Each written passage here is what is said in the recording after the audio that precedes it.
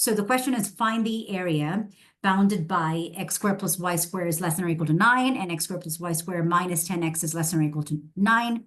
So I'm going to write down the steps for this because there's quite a lot of steps and kids kind of get lost in the steps. So it will be advisable to kind of have these clear-cut steps, right? The first thing you need to do is you need to find the center and the radius of each circle. Radius of each circle. So for this circle, it's quite simple.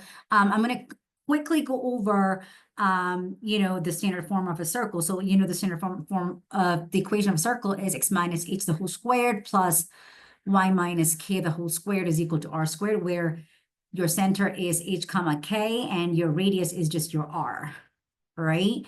So you can see that for this problem, the center it's an x minus 0 the whole square, y minus 0 the whole square. So center is 0 comma 0, and your radius is 9 square root of 9, which is just 3. Okay, and now you also need to find the radius in the center of this circle, and you can see it's not in the standard form of a circle, so you need to make it into the standard form of a circle, which means you need to complete the square. Now I'm going to kind of quickly go through how to complete the square for this particular problem, but if you've forgotten how to do it, I would highly encourage you just pulling up a video on on Google and just reviewing how to complete the square, because that's just one concept. So let's take a look at this problem. This circle, first thing you need to do is get all the x terms together. So x squared minus 10x plus y squared is less than or equal to 9. Your y squared is already in a squared format, so you don't really need to complete the square there. You need to complete the square for the x variable. So to do that, you need to get the constant next to the x. You want to divide that by 2. So I'm going to write that down. Coefficient of x divided by 2, and that's literally going to be really your when you complete the square, that's going to be in the parentheses. So like when I take the -10 and when I divide it by 2, I'm going to get -5. So this is going to really come out 2x minus 5 the whole squared. But as you're completing the square, to get x minus 5 the whole square, you need to add a certain value to this side, okay? And what do you add to this side? What you add to that side is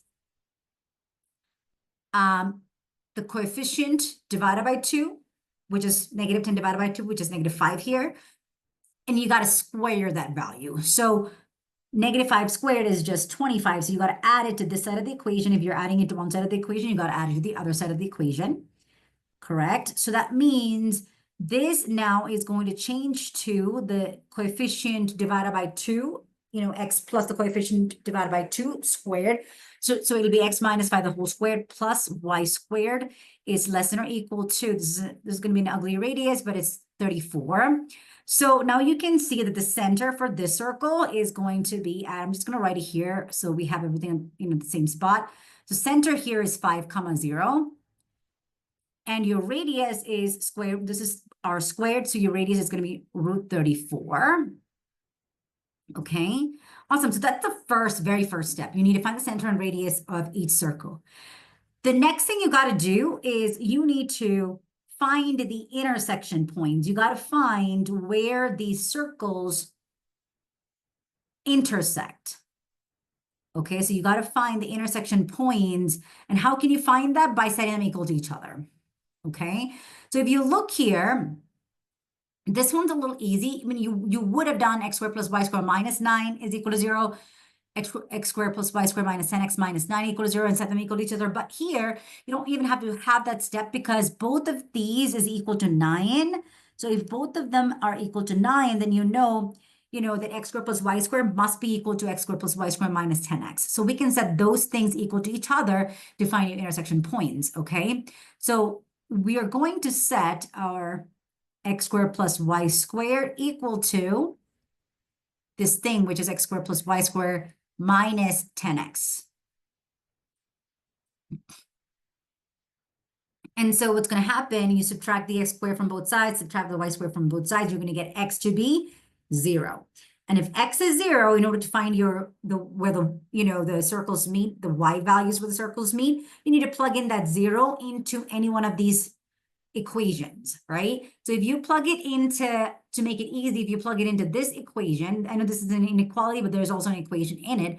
So if you plug it into this equation, you're going to get 0 plus y squared is equal to 9, which means y is equal to plus or minus 3. So basically the intersection points are going to be at 0, 3 and at, wow, and at 0, negative 3.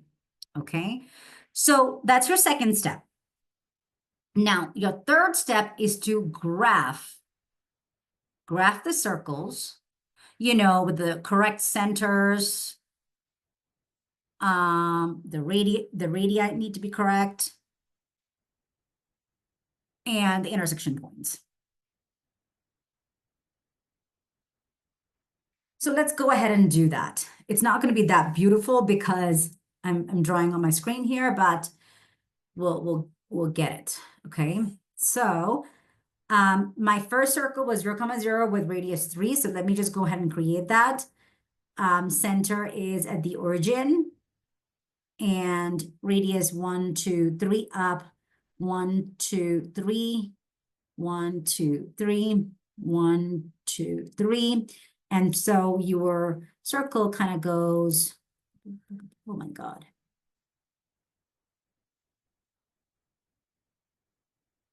Something like that, okay? This is supposed to be a circle, okay? So that's one circle, and now let's graph the other one. The other one has a center of 5, 0, and a radius of root 34. So root 34 is less than root 36, which means it must be close to 6, but let's get the exact value. So square root of 34 is about 5.8, approximately 5.8. So so I know my center for that circle is at 5, 0. So 1, 2, 3, 4, 5. At 5, 0 is my center. What? Why is it disappearing? Okay, 5, 0 is my center, and the radius is about 5.8. So I'll keep that in mind. And I also know that it's going to intersect at 0, 3 and 0, negative 3. So I know that at 3 and negative 3, the circle is going to pass through this circle, right? So center here, this is 5, this is, 5, 6, so 5.8 is somewhere here, and then go up 5.8, so this is 3, go 4, 5, 5.8 is somewhere here, and then go another 5.8 to the right side, so 1, 2, 3, 4, 5.8, and then this is 3, 4, 5.8 here. So your circle is gonna look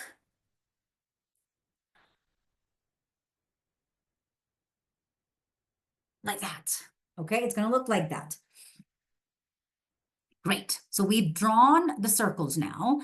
Now the question is, find the area bounded by these inequalities. First inequality was x squared plus y squared is less than or equal to 9. So if it was x squared plus y squared is equal to 9, it would have been the circle. But because it's less than or equal to 9, that means it is inside the circle. You want all the points that has a radius less than 9, or radius squared less than 9, So that's really talking about this region. And the other inequality is talking about x minus 5 the whole squared plus y squared is less than or equal to 34. So it's again, if it was equal, it would have been the circle, but because it's less than or equal to, it's going to be inside the other circle, okay? So where do those two things meet? So the second inequality consists of this thing, right?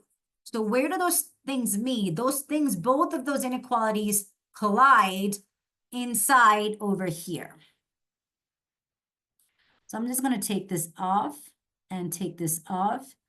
Basically, this is where the two the inequalities meet. This is a region that is bounded by that, right? So you're asked to find the area for this region.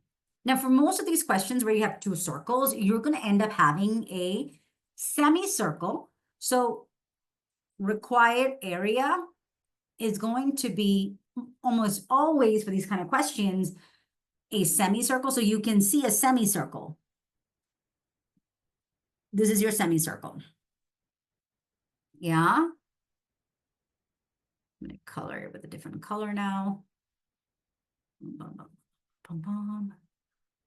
This is your semicircle. And then you also see a segment. And this is your segment. And it's not really beautifully drawn, but that is your segment over there. So most of these is going to come down to a semicircle and a segment, okay? So area is going to have a this is going to have a semicircle, and it's going to have a segment. So let's look at each of these separately. I want to first look at the semicircle. The semicircle,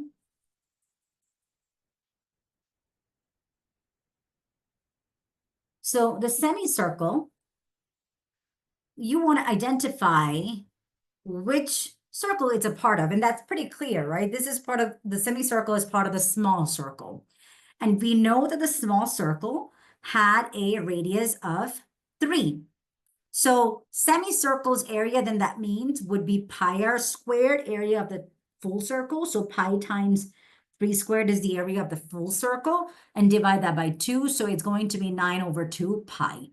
And because it's not asking for an exact area, we can kind of approximate it. So this is 4.5 pi, or about 14.14 units squared, okay?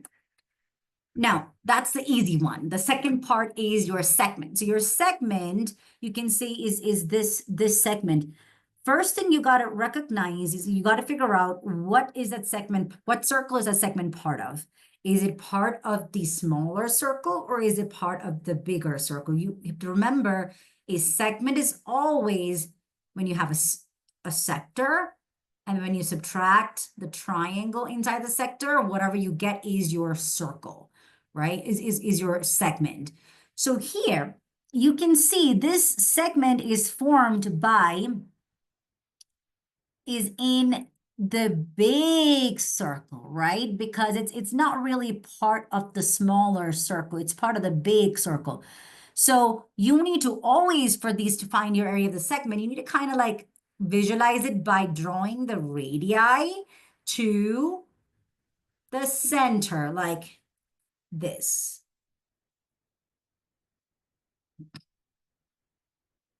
Okay. So now there are a couple of ways to do this question. If you are doing these type of problems, most likely at this point, your teacher must have taught you a formula for a segment, because otherwise it's going to be too long, okay? So area of a segment, the formula is r squared over 2 times theta minus sine of theta, and this theta must be in radian. It must be in radian. And the theta is always the central angle. Theta is always a central angle, okay? So the central angle to this is really, I'm gonna kind of draw that. The central angle for that segment, you can see, is this angle right here. That's your central angle. That's the angle at the center of the circle that contains a segment, right? Now, how to find that the central angle, okay? To find that central angle, you need to look at these two triangles. Both of these two triangles are going to be congruent because you have a reflexive side, you have a right angle here, and you have 3, right? You also have SSS, you have SAS. Either way, you know, this is 3, this is 3. So, you know, those two triangles are going to be congruent. Either you can prove it by SAS or by SSS. So if those two triangles are congruent, that means this angle is congruent to this angle. So if you can find just this angle, then the central angle will be double that. So theta is going to be double that alpha value, okay? So your goal should be to find that alpha value. So let's kind of take a look for these type of questions. Most often what's going to happen is you are going to have a right triangle, and you can see that this length over here was this length right here, and that is 3. And this is your radius of the big circle, which was square root of 34. And you want to find this alpha. So you can, in order to find alpha, you can just, sine of alpha will be equal to 3 over root 34. So your alpha would be equal to sine inverse of 3 over root 34. And remember, it has to be in radian. So sine inverse of 3 over root 34 is about 0.54. Now that 0.54 is just here, is just this angle. So if you want to find the theta, you need to double that, right? Because theta is equal to 2 times alpha. So your theta here is 2 times 0.54. If this were a nice angle, you would have kept it as like pi over 2 or pi over 4 or anything like that. But this is sine inverse of 3 over root 34 is not an angle that we know. So we just keep it as radian, okay? As a decimal.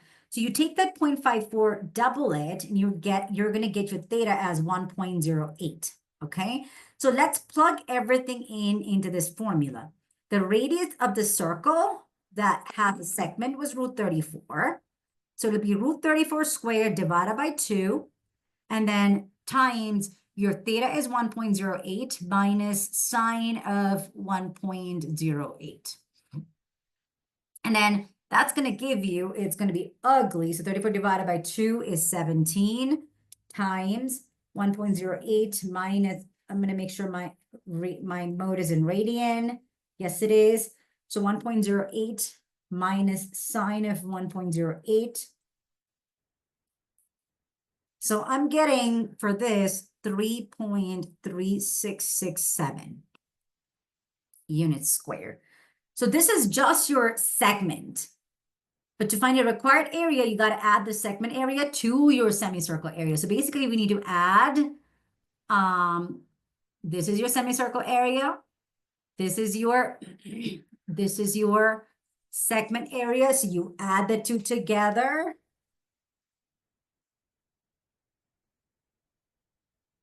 And you would get about 17.